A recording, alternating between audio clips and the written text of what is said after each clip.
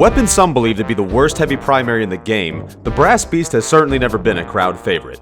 It revs slow, it makes you move even slower, and it typically just leads to new players having an overall bad time. But does that truly make it the Heavy's worst primary? Well, personally, since my first take on the Beast, I've actually come to change my opinion on this weapon. And so today we'll be talking about why the Brass Beast really isn't all that bad, and how you can make it work for you.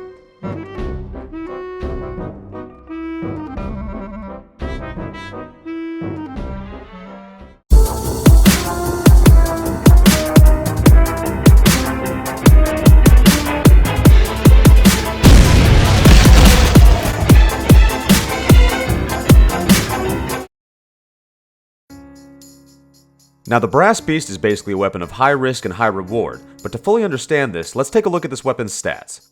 So the first pro of the Brass Beast is that this weapon comes with an added 20% bonus damage. To put this in perspective, that essentially means that the Brass Beast could actually outdamage any primary in the game, outdamaging the stock by about 10 to 20 damage long range, 10 to 60 damage mid range, and 100 to 110 damage short range. This is for sure the main reason most heavies will be attracted to this gun. However, that's not to outshine its secondary advantage, which is that as long as the Brass Beast is spun up, it'll also come with a minus 20% damage resistance whenever its user gets below 50% health. This is actually an incredibly useful addition to the Brass Beast, because although some of its cons may put you at a risk, this upside will at least give you a higher chance of sticking it through. So what are this weapon's downsides then? Well, the Brass Beast comes with a 50% slower spin-up time. And this is one of the first things to turn heavies off from this weapon. The rev up time is slow, and I mean slow, taking up to 1.31 seconds to rev up, which might sound fast at first, but not when compared to the stock minigun, which revs up at only 0.87 seconds, and the Tomislav that winds up at just below 0.7 seconds. This difference is noticeable immediately if you're used to playing with other guns. That being said, so is the second downside of the Beast, which is that while deployed, you'll be moving at a 60% slower move speed. This is risky, because now not only will your rev up be slower, but your ability to dodge will be much slower as well. So how slow is this, you might ask? Well, it's 22% slower than any other revved minigun heavy, 11% slower than the useless crouched hoovy on your team, and just 15% away from turning you into an actual sentry. So movement speed with this thing is pretty safe to call slow.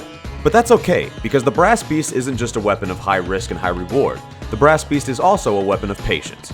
It takes some experience and a little bit of strategy to master, but once you've gotten that, this weapon can be lethal. So to help with that, now let's talk about strats. So one warning any Brass Beast heavy should know right off the bat is that this gun is not the kind of weapon for playing super aggressive with. If anything, the Brass Beast is more of a defensive style gun. Because of the rev and speed downsides, this just isn't the kind of primary that you can continually push and b-hop around with. So when playing with this weapon, one of the best strategies you can have is to find ways to get the enemy to come closer to you, rather than you coming right to them. However, if you do find yourself needing to play a bit more offensively, one effective strategy is finding a vantage point closer to the enemy team and holding there. It may be a bit risky, but if you can pull it off, it can pay off greatly. One way you can make this a little bit easier though is of course buddying up with a friendly medic. In fact, in my opinion, there is almost no minigun that could use a medic more than the Brass Beast on offense. I mean, look, using this weapon you can obviously shred through enemies, but you're gonna need to rev it up first. With a medic's overheal, you'll have a bit more of a safety net in case you get caught off guard by an enemy while pushing. Another teammate that can come incredibly handy to your cause is the engineer. Think about it. As the Brass Beast heavy, not only can the engineer's teleporters get you much closer to where you need to be, but the engineer's dispensers will also make you ridiculously strong. See, normally a dispenser is good on its own, but with the defensive buff of the Brass Beast added in, this means you'll be able to take most hits at just 80% of their normal damage while gaining 10 to 20 health per second. On top of that, most engineers tend to put their sentries in strong vantage points, the exact kind of points you might be looking for. So consider sticking by the engineer and helping out once you use their teleporters. It's a nice way for you to support your team's engineers, and your team's engineers to support you. Well, as long as your team engineers actually want to support you. Nope.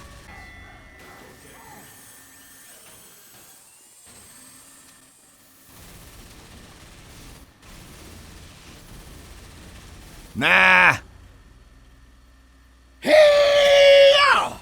Okay, so now the last strategy we'll need to talk about is what secondary and melee items you'll want to consider when using the Brass Beast. So for your secondary slot, you could of course go with either one of your normal safe bets, the sandwich or the banana, but surprisingly, one lunchbox item you could use that I don't typically ever recommend ever is the DeLocas bar.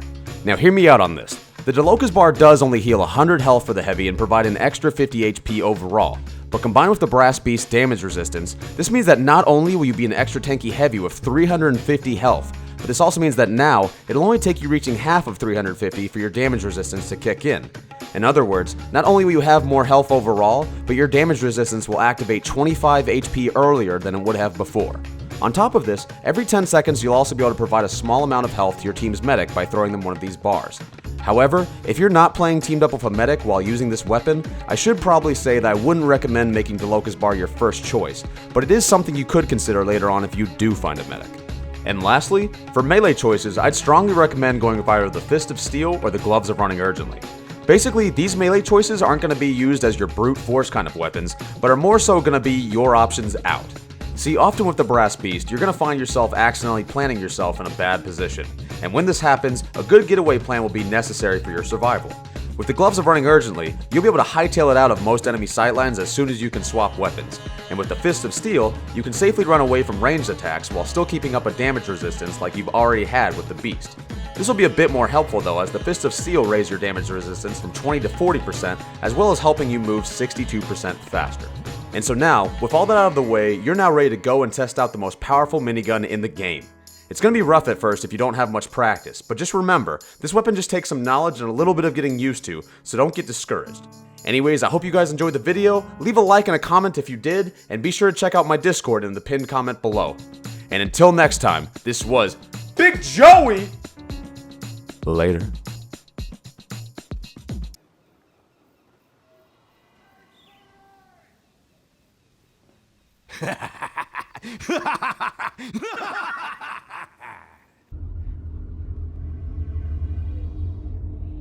What?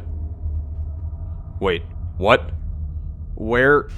Oh. Favorite uncle, my ass! Ass!